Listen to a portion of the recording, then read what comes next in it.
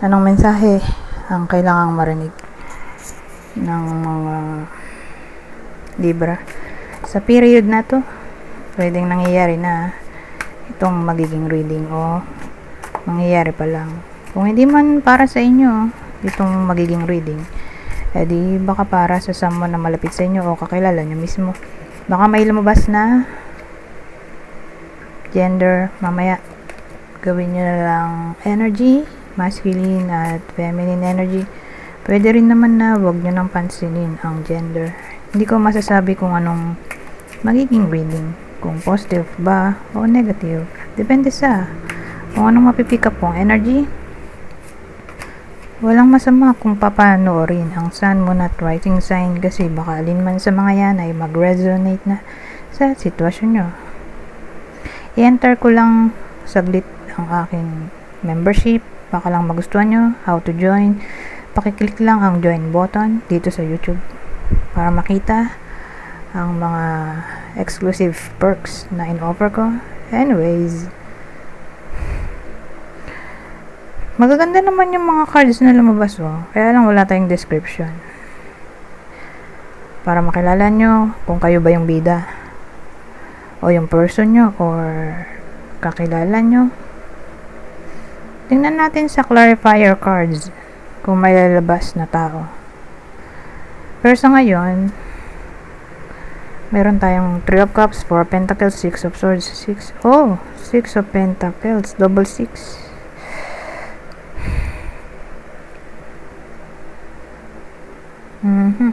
So, anong meron dito?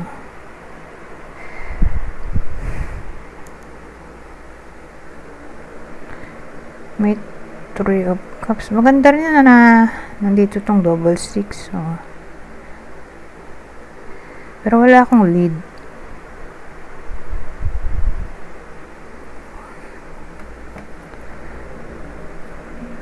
Magaganda kasi yung cards na lumabas. So, wala akong maisip na lagyan ng clarifier cards. So, magdadagdag na lang ako ng ibang info.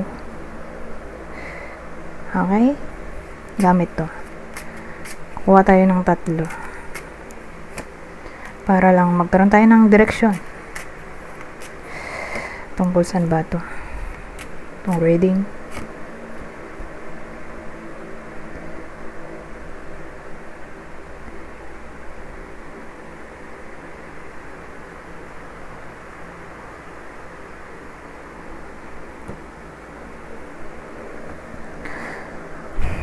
Well, ang dating sa akin nagmukha na itong wedding proposal wedding or engagement proposal.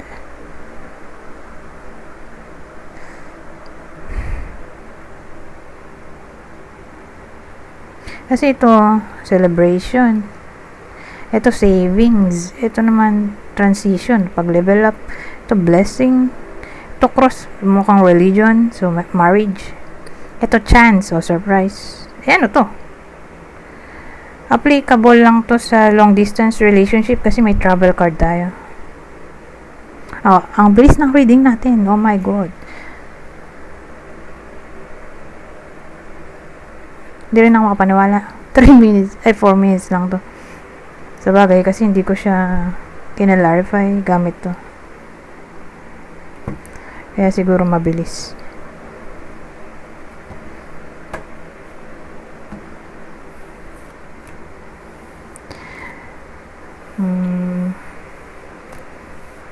So, kung di applicable sa inyo to, sabihin natin kasal na yung iba sa inyo. Or single. So, paano magiging sa inyo yung reading? Baka para yung reading sa someone na malapit sa inyo o kakilala nyo na, yun nga, sa kanila pala tatama tong engagement or wedding proposal na mababalitaan nyo na lang or baka ma-invite kayo tungkol doon sa engagement or wedding proposal o baka wedding na, diretso wedding na kasi may iba na wala ng engagement, sa mga socialin lang kasi yun, mga may pera, dalawa celebration, may engagement, may wedding.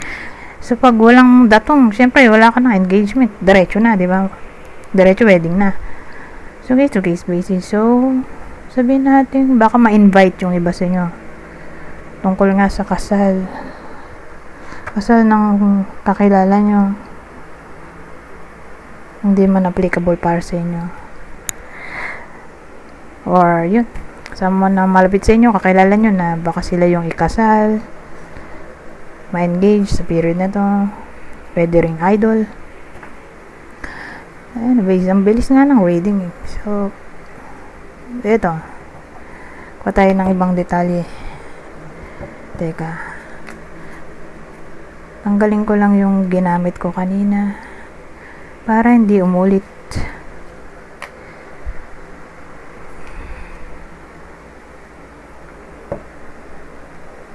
So, mag-ayos lang ako ng deck na ginamit ko. Sandali.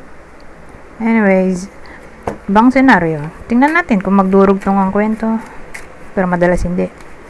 Sasabihin ko naman kapag nagdugtong. Okay?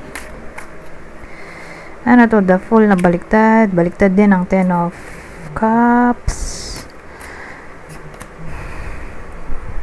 Nag-upright pa yung 5 of Cups. Sana ito na lang yung baliktad. The Strength. Pero at least nasa dulo yung Strength card. The Fool baliktad.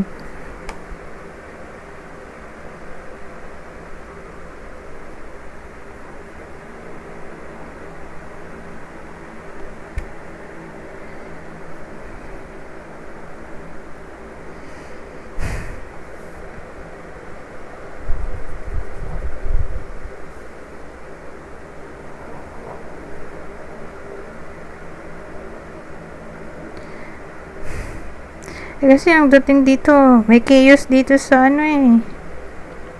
relationship natin. Of family.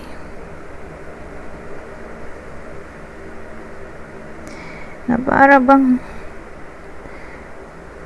whether isa lang or para sila na makaka-feel na parang walang future yung relasyon. Kaya sad dito. Pero don't worry.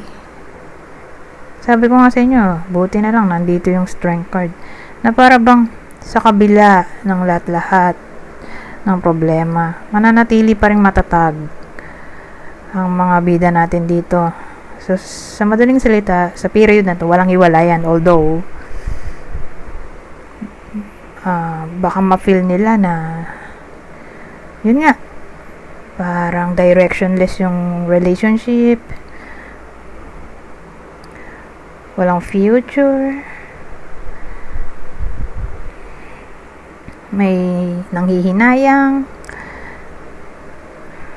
may nagre-regret, sad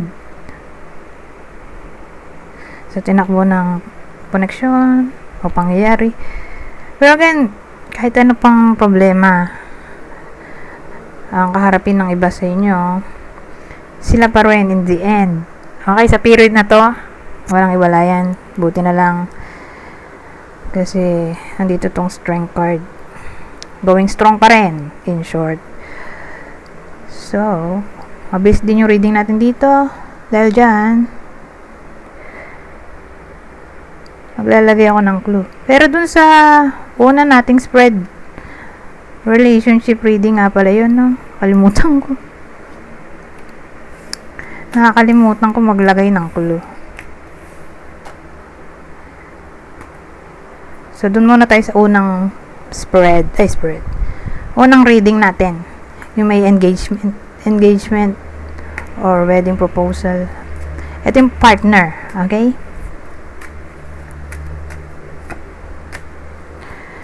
Possible partner o person sa reading na yon. Pisces, Sagittarius, Virgo. Kung di man para sa inyo yung reading kanina, di baka para sa someone na malapit sa inyo, kakilala o idol, ito yung possible zodiac sa inyo. Capricorn, kapwa nyo Libra, Scorpio. Ngayon, dun sa pangalawang senaryo na, ano nga ba yun?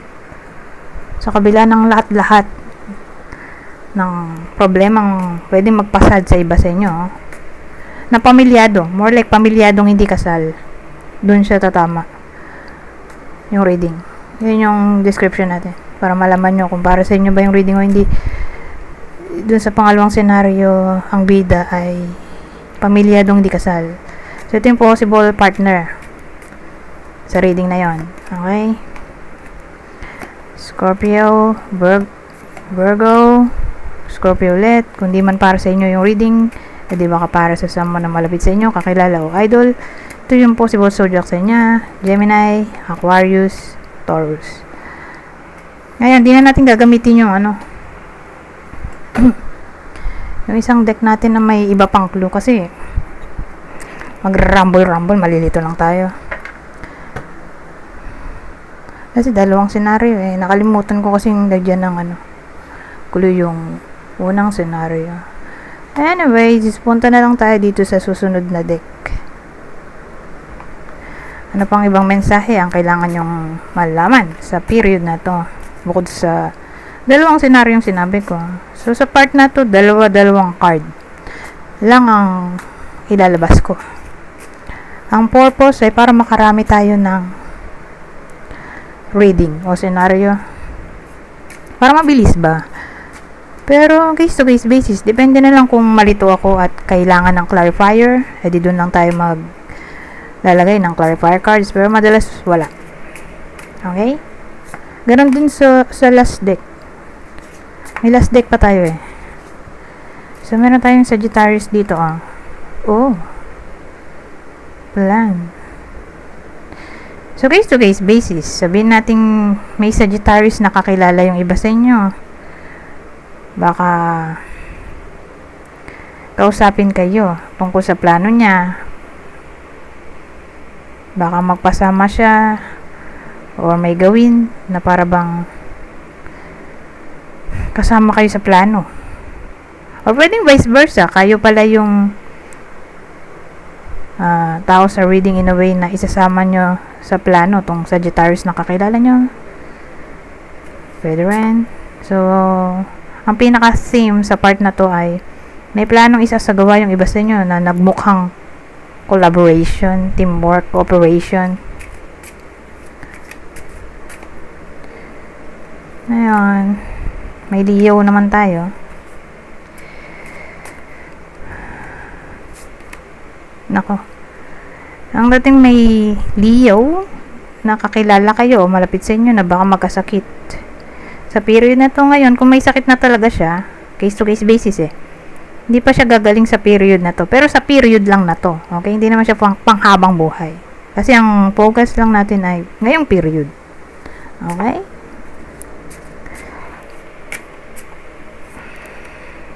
Discovery.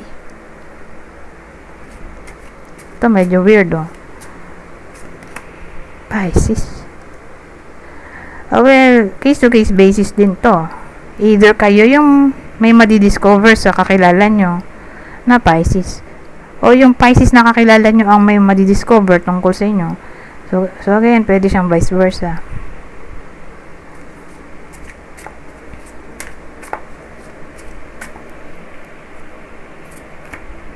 Beauty. Oh, lucky card Sabihin natin may kakilala kayo, malapit sa inyo, o baka kayo mismo to nalalaban ng pageant. Mukhang mananalo yun, yung bet ng iba sa inyo sa beauty pageant. Meron bang, ewan ko kung meron man competition beauty pageant, or kung wala mang literally ganun.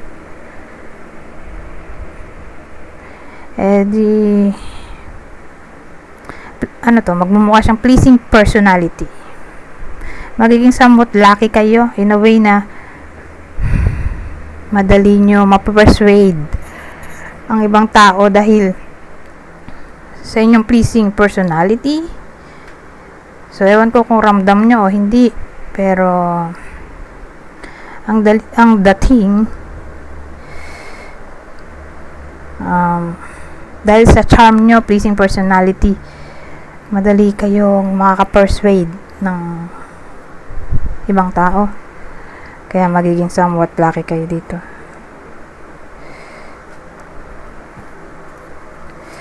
Ngayon,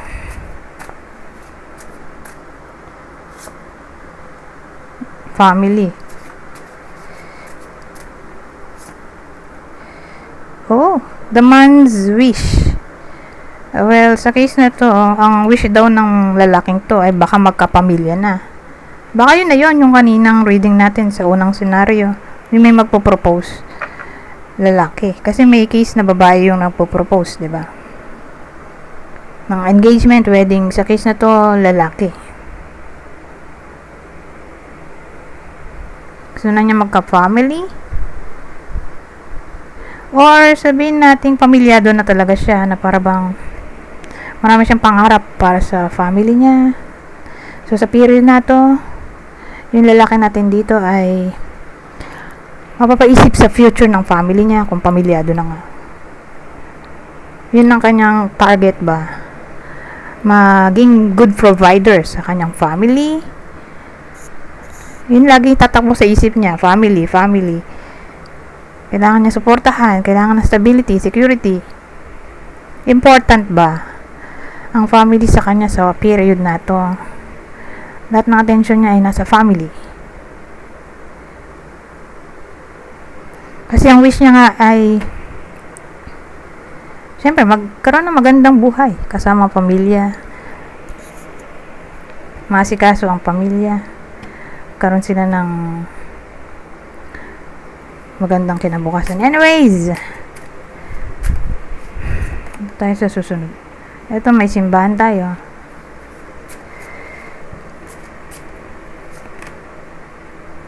So, pwedeng kayo mismo to, or ito yung person nyo. Kung pamilyado. Pero kung di pamilyado, di tatama to sa lalaking kakilala nyo na pamilyado. Ay, grabe rin, oh. Ito kasi cathedral to. Ito accident.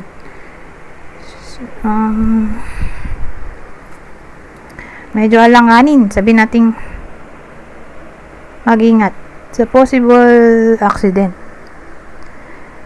Kung sakali man na ma-timing na magsisimba kayo sa period na to. Or kung di man literally, yung iba sa inyo yung ma-accident ay makaka-witness ng accident. Sasabihin natin nagtra-travel yung iba sa inyo, makakakita ng nagbanggaan, example lang. O nag-traffic kasi nagkaroon ng accident. O baka sa mismong simbahan to, who knows, ay yun, doon mangyari yung accident. But then overall, pay attention, okay? Kasi pag pinagsama mo simbahan, accident, parang ang tawag ito,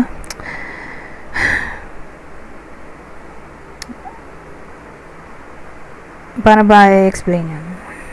Doon lang iikot kasi yung clue. Habang nasa loob ng simbahan, nagkaroon ng accident, or habang papunta sa simbahan, doon nagka-accident, ganon. Para bang ang purpose nga ng iba sa inyo pumunta sa simbahan, di nila akalain na magkakaroon ng accident. Okay? So, be careful. Kasi hindi natin alam kung kanino tatama to. Or baka, sabihin nga natin dito tumama sa inyo, di baka tumama sa kakilala nyo, sila pala yung maa-accident, or baka makabalita kayo na yun nga, sila yung naka-witness ng accident, or sila yung na-accidente mismo, OMG. Eto, success, wisdom.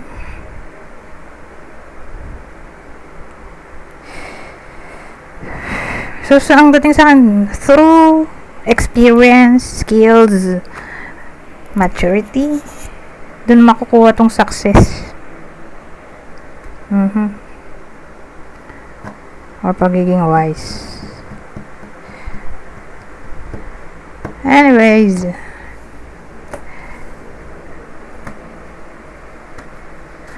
Ito na yung last deck na sinasabi ko. Ano pang mensahe ang masasabi nito?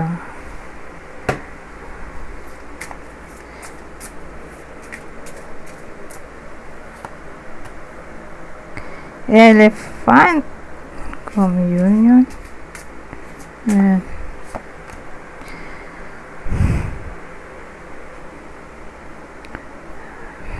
Di ba may simbahan kanina? Kasi ang dating dito, mag-a-adapt yung iba sa inyo sa topic ng communion. Ang communion ay sabihin natin may kinalaman sa pakikipag-isa ng soul natin at spirituality.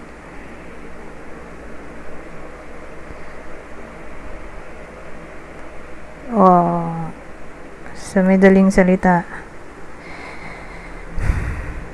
baka maging somewhat religious yung iba sa inyo sa week na to, or magme-meditate yung iba sa inyo. Maaari din baka maisipang mag-meditate ng iba sa inyo sa period na to. Ito, grizzly bear, strength, dragon, fearness. Napaka-strong ng iba sa inyo. Biruin mo, strength na fearness pa, na para bang magiging resilient ang iba sa inyo sa kabila ng kahit anong problema na harapin ng iba sa inyo. Hindi sila basta-basta madaling susukok. So dahil sa kanilang pagiging resilient, magtatagumpay sila sa kanilang pinaglalaban, or maayos din ang problema, di ba?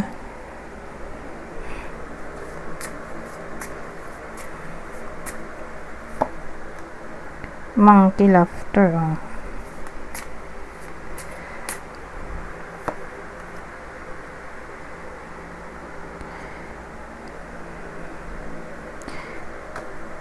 So sa period na to, magiging malinaw sa iba sa inyo.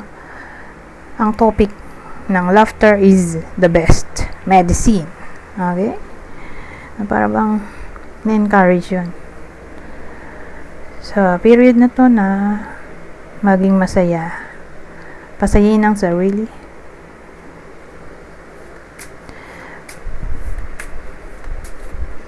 O i-work out ang inner child.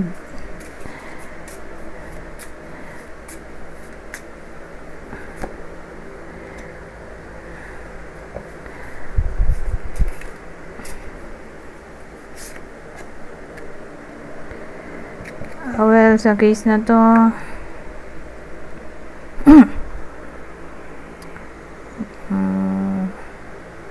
wonder diba? Wonder at playfulness. Baka mapaisip-isip ang iba sa inyo sa topic ng playfulness. So yun na nga yun, yung inner child, or walang masama, in short, na maging immature paminsan-minsan, maging crazy, maging isip bata. Pasayin ang sarili, tulad lang din dito.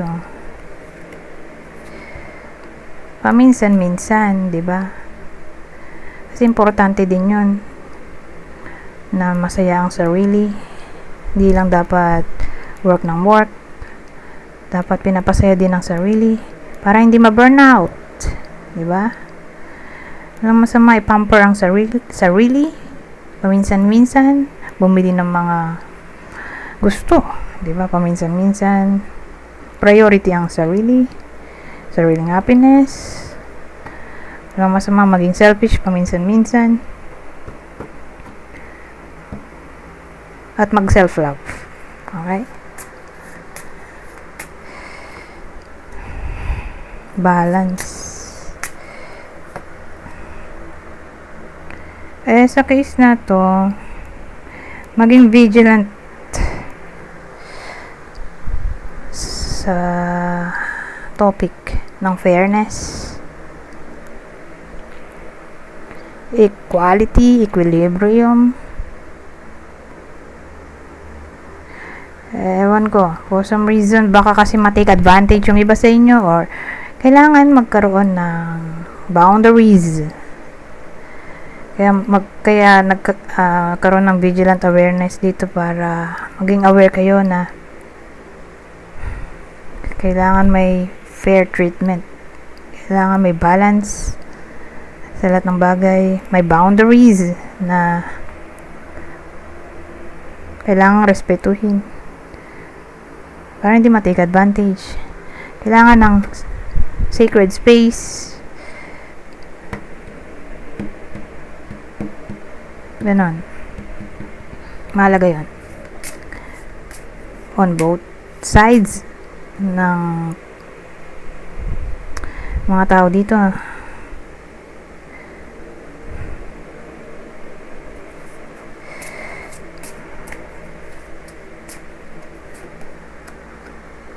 Ito, last na siguro to.